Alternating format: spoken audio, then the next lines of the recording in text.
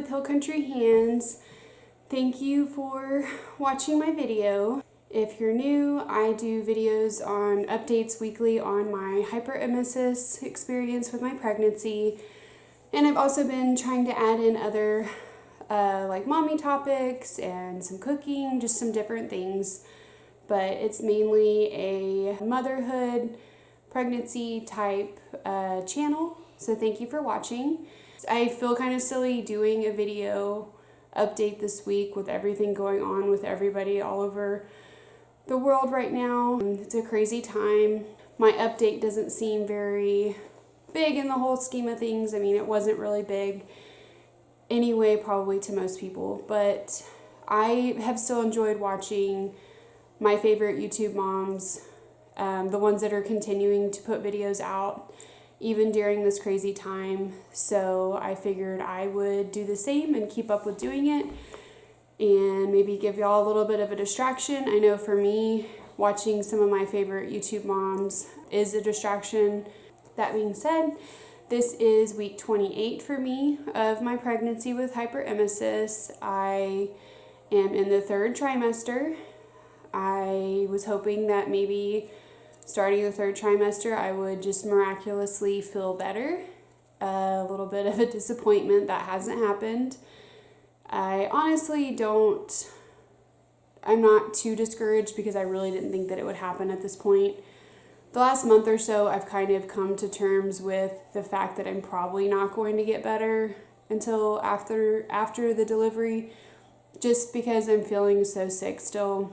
I mean, anything can happen. I'm not a doctor and I don't know what the future holds, but I've just kind of tried not to get my hopes up, I guess. This week has been the same as the last few. I feel about the same. I'm still super nauseous, dizzy, vomiting if I don't take my meds around the clock. We're still doing a 4th dose to a half dose of Phenergan every 2 to 3 hours. When I don't get that, I still am very sick. So we just try to keep up with it. New thing, I guess, the last couple weeks has been I'm not sleeping very good at all because my nausea is really bad in the middle of the night. So I'm having to give myself more throughout the night. I'm not sure if I ever told y'all that I've been giving myself like a 4th of a dose. Even if Justin's at work, I feel like the 4th of a dose doesn't affect me enough to not be able to take care of Mackenzie. If I'm planning on going somewhere, I usually don't, just because I still am a little bit nervous with driving. I think that I would be fine, but just to be on the safe side. So we added in this little piece. I know it has some kind of actual name. I think it's like a clear connector microclave or something. So I take it off right here and I'm able to give myself the meds through this piece. So I clean it, give myself the meds. It does go through the filter and then it has a little ways to go. So I have noticed that it doesn't help me as much or as quickly as when Justin uses my other little port. I don't know if it's because it's going through the filter or it's just having to go through all of this. It helps though some. So we've been doing that for I think about 2 months now, and I don't think that I've shared that. That is how I've been getting through the days. So I'm able to give myself meds. If my mom's here or Justin's here, I do go ahead and let them give me the meds because it does seem to help more or quicker whenever they do give me the meds. But that's how I give my meds to myself at night, like when Justin's sleeping, because I don't want to wake him up, especially if he's working or has worked the previous day. Justin's been giving me a half a dose before we go to bed to just try to help me sleep better, help keep the nausea under control while I'm sleeping. Like I said, it helps, but it's not helping enough to where I can sleep very good. My Picc line was doing better until yesterday. It started bothering me again. The nurse was spacing out the days, 3 to 4 days. It was not really bothering me much. I mean, it's still always uncomfortable, but it wasn't really bothering me anymore. And then yesterday, I barely pulled on it a little bit. Somehow, like when I was sitting down it got caught and I got it pulled a little bit. And since then, it's been bothering me some, but she just left a few minutes ago. She came and cleaned it. It's a little bit irritated looking just from it getting pulled a little bit yesterday, but it still looks really good. We're gonna stick with the every 3 to 4 days unless it's just like really bothering me a lot. We have our doctor's appointment on Tuesday. We're getting the growth scan done before the appointment just to make sure, she wanted just to make sure that the baby's doing okay and growing on schedule and everything. It's an additional scan that they don't always do, but with everything going on with me, she just wants to be on the careful side. I'm excited to go to our appointment and see the baby.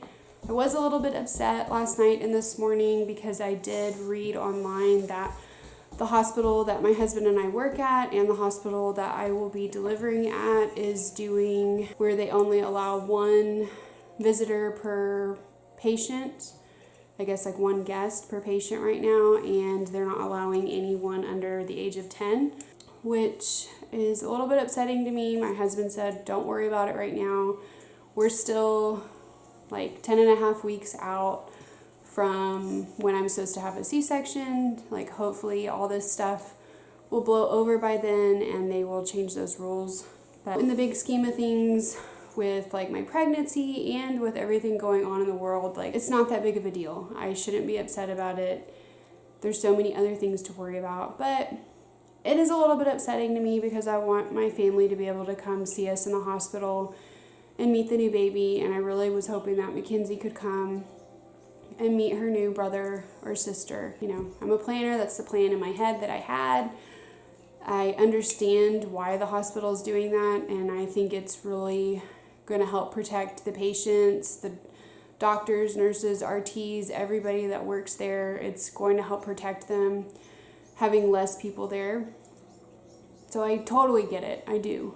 But at the same time, it's kind of upsetting to me because I want my family and Mackenzie to be able to come see me in the hospital. And I don't want to have to be away from Mackenzie for that long. I'm not sure how long I'll have to be in the hospital after a C-section, but I'm guessing at least a few days. So I was hoping to at least get to see her for, you know, a little bit while I'm there, like a quick visit.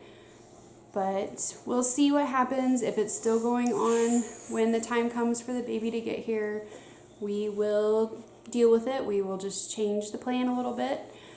Family and Mackenzie can always meet the baby when we come home.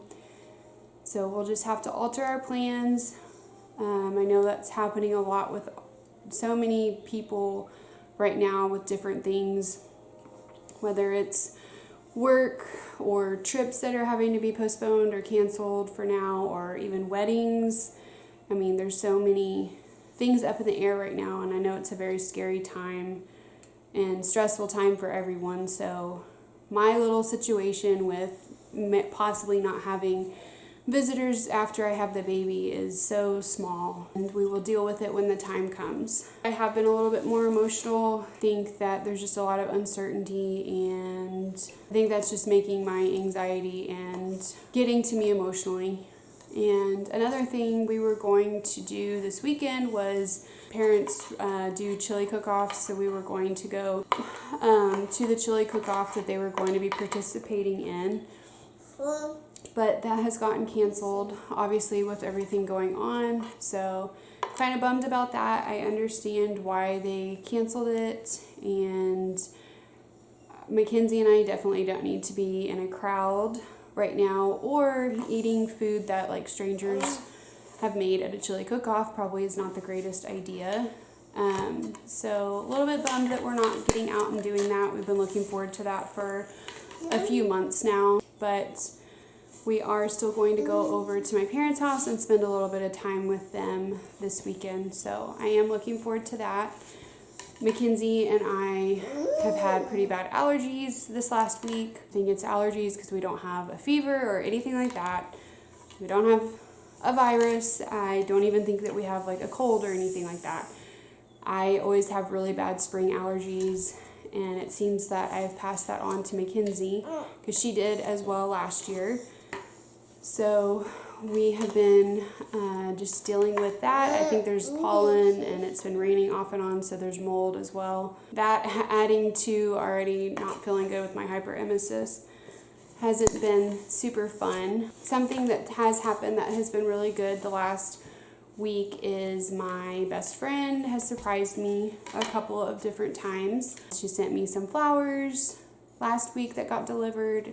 She sent me another little surprise this week, and it's really just kept my spirits lifted, and it's really brightened my day and my week, and I just really, really appreciate it. And I'm lucky to have such a great best friend, and just to have certain people in my life like her and my mom and my husband that are always trying to think of ways to cheer me up and be there for me and us during this hard time for us.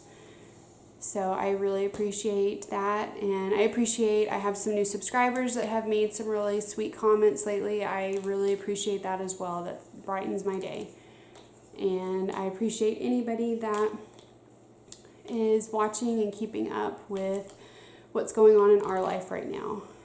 I hope that everybody that's watching this video as well, try to stay positive, try to find the good and the blessings in all this mess of stuff that's going on. Just try to find the good silver lining in it and make the best of it. I know that's way easier said than done, but I'm thinking about everybody, praying for everybody. Next week's video will be a little bit of our doctor's appointment, and then we'll have an update on that. So thank you for watching. Please subscribe. Please give it a thumbs up. Thank you.